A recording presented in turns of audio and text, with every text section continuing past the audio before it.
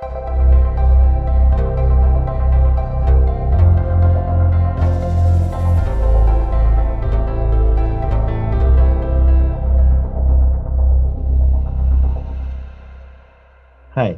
I'm Thakkar, and today I'll talk about moving towards training provably private models via federated learning in practice.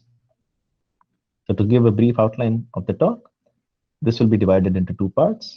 First, we'll focus on using empirical methods to measure information leakage via trained models. This is based on joint work with Swaroop Ramaswamy, Rajiv Matthews, and Francois Buffet from Google.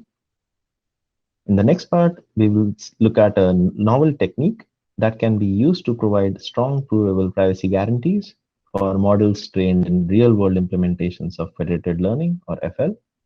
This is based on joint work with Borja Bale from DeepMind, Peter Kairouz, Brendan McMahon, and Avradeep Thakurta from Google. Both of these works are available on arXiv. The secret sharer work by Kalini et al. Showed that language models have a tendency to memorize unique or rare phrases in the training set, and they demonstrated this by taking the Pentree Bank dataset and inserting a secret of the following form: a fixed prefix, which is the random number is, and then taking a random 9-digit number and inserting this phrase into the training set. And they showed that a model trained on this set memorized the secret. Like you are able to extract the inserted secret, and this is possible with just one insertion. They measured such memorization in what we call the central learning setting, whereas, as we all know, the framework of federated learning is increasingly being used for training large-scale models with user data. So let's start by looking at some differences between these two settings. So the first difference is how data is stored in the two extremes. So in the central learning setting, it is stored at the granularity of a record, whereas typically in FL, it is stored at the granularity of a user.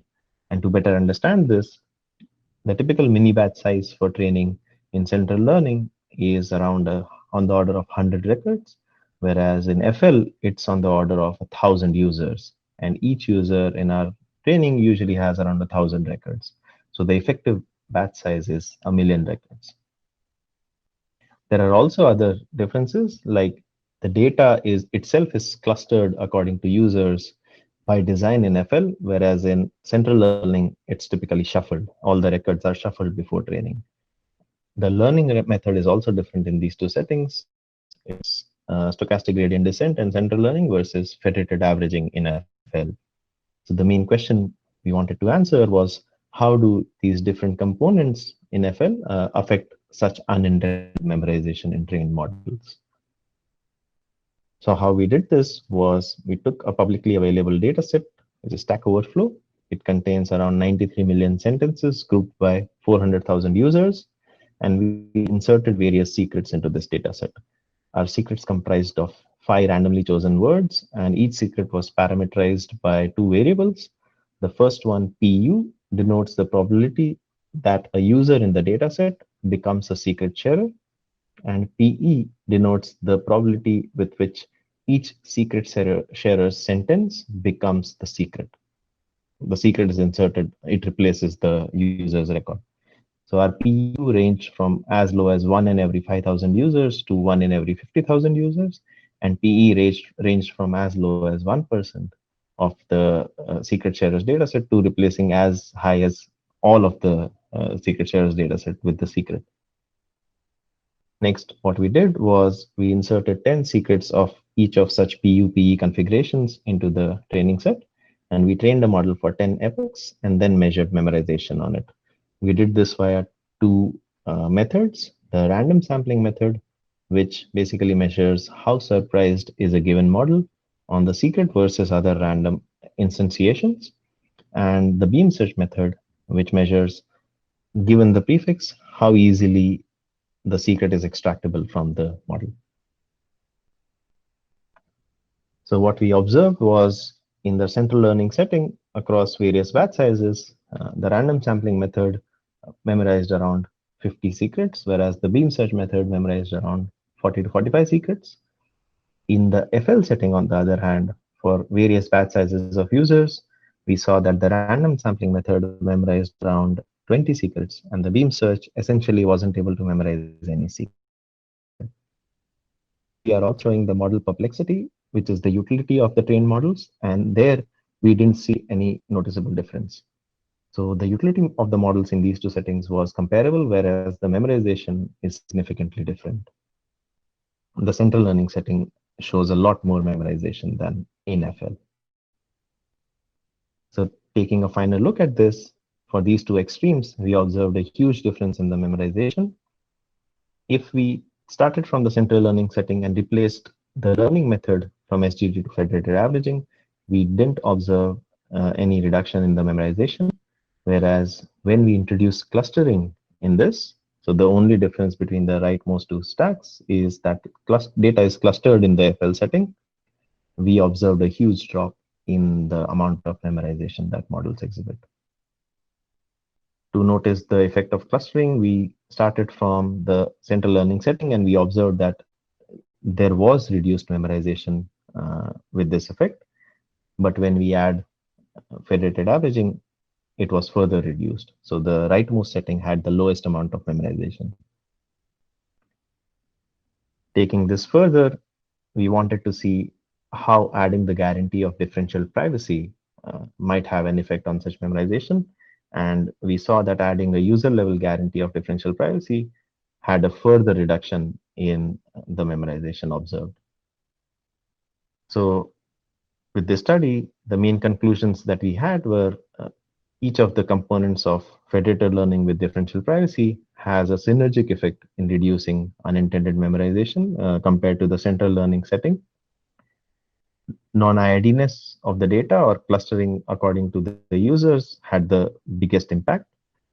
The method of federated averaging caused a further reduction, whereas adding a guarantee of differential privacy provided an additional reduction in the memorization. So moving to the second part of the talk, now we'll see how can we provide provably private guarantees for models trained in federated learning.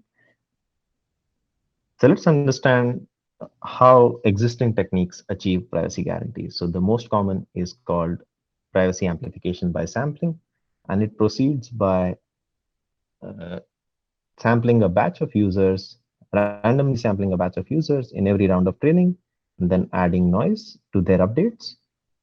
So in this, there are two sources of randomness. There is noise added, and there is also sampling in each and every round. So intuitively, since each user has a limited amount of chance of contributing in every batch, the privacy guarantee can be amplified compared to when we don't sample the users. However, this technique doesn't directly apply in federated learning because each user is required to be available for participating in each and every round of training. And we notice that users in real world settings have limited availability. Another recent technique is called privacy amplification by shuffling, where the population is basically shuffled, uniformly shuffled before starting, and then the server sequentially processes batches and adds noise. So here also there are two sources of randomness, noise and shuffling. And as each user has a limited chance of contributing in a batch, you can get a privacy amplification. However, this technique also doesn't apply directly in the federated learning setting because each user should be available to participate in the round that the server has determined at the start of training. And for training that encompasses like a week, this is very difficult to achieve. And this stems up from various challenges observed in real world devices. So first is, as we saw earlier, they have limited availability, and this availability can be non-overlapping. So it's not the case that every participant is available at the same time. Moreover, the communications are initiated from the clients, that they let the server know they are available. So if the server has to orchestrate all such sampling or shuffling, this can be a difficult task. Moreover, it's even difficult to know how many users are active or what users are active in a given round of training. So the size of the population is difficult to determine.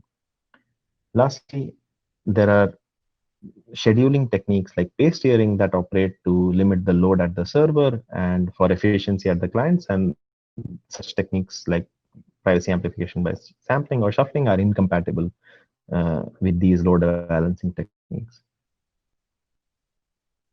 So in this work, we introduce what we called privacy amplification by random check-ins. And at a high level, the main idea is that users can randomly check in into a slot of training.